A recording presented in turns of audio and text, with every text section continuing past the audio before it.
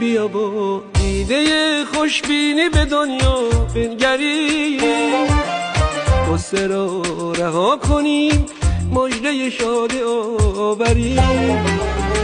بیا به قشنگی های زندگی نظر کنیم، روی بار آرزو به شهر عشق سفر کنیم.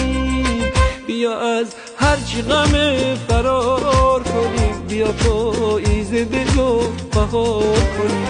لحظه های عمر ما زود گذره، با یه چشم به غم زدن میگذره. پس چه خندون چه گریون داره میگذره عمرو، خودت رو نرنجون به کامت باشه دنیا.